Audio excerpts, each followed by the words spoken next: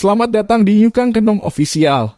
Tekan tombol subscribe, like, dan tinggalkan komentar di bawah bila Anda menyukai video-video dari saya.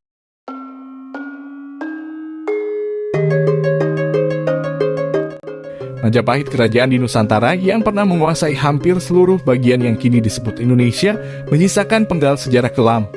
Terjadi Perang Parikrek sebagai salah satu awal kehancuran kemaharajaan yang berdiri sejak akhir abad ke-13 Masehi ini. Dikutip dari DNK Islam Filipina, Burma, dan Thailand tahun 2013 yang ditulis oleh Hoyrul Fuad Yusuf. Pada masa jayanya, menurut Nagara Kertagama, Majapahit membawahi tidak kurang dari 98 kerajaan di Nusantara. Wilayah kekuasaan kerajaan Hindu-Buddha ini mencakup Jawa, Bali, Sumatera, Kalimantan, Nusa Tenggara, Sulawesi, hingga Maluku.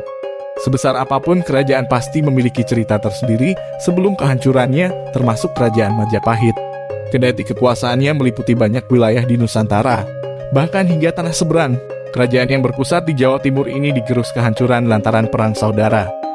Mulai melemahnya kerajaan Majapahit bermula dari wafatnya Mahapati Gajah Mada pada tahun 1364. Sosok yang terkenal dengan Sumpah Amukti Palapa untuk menyatukan Nusantara ini merupakan tandem sejati bagi Raja Majapahit kala itu, Hayam Wuruk, yang bertahta sejak tahun 1350.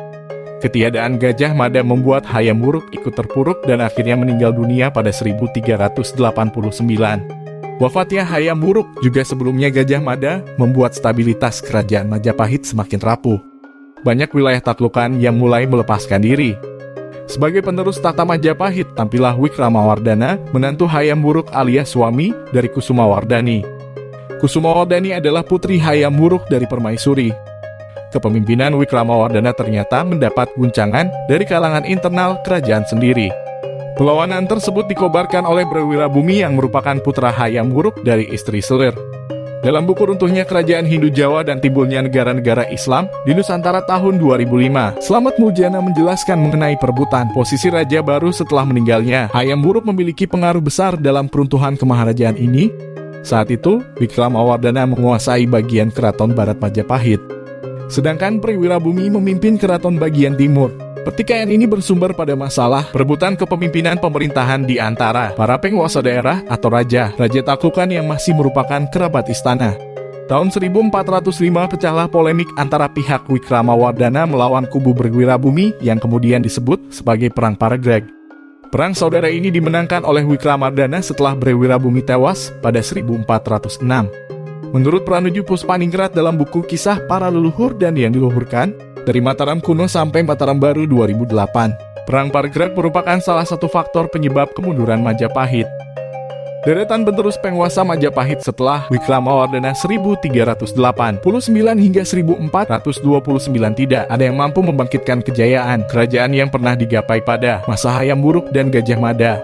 Dikutip dari The Names of Hayam Wuruk Sisters 1978 karya J. Nordwin, pusat pemerintahan Majapahit dipindahkan dari Trowulan ke Daha, Kediri pada era kepemimpinan Girindrawardhana atau Brawijaya 6 tahun 1478 hingga 1489. Pindahnya ibu kota tidak membuat kondisi Majapahit membaik, bahkan semakin lemah pengaruhnya. Terlebih dengan kemunculan pusat kekuasaan baru di Jawa, yakni Kesultanan Demak yang didirikan oleh Raden Patah, Pangeran Majapahit, putra dari Brekertabumi atau Brawijaya 51468148. Kesultanan Demak merupakan kerajaan Islam pertama di Jawa. Ajaran Islam kala itu memang sedang berkembang pesat dan kian melemahkan pamor Majapahit yang mayoritas rakyatnya menganut agama Hindu atau Buddha. Majapahit runtuh ketika terjadi serangan oleh Kesultanan Demak yang dipimpin oleh Sultan Trenggono 1521 hingga 1546. Trenggono adalah penguasa Kesultanan Demak ketiga setelah Raden Patah dan Pati Unus.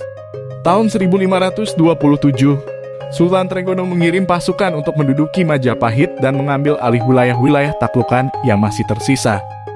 Kemaharajaan yang pernah amat besar dan perkasa itu pun akhirnya benar-benar musnah.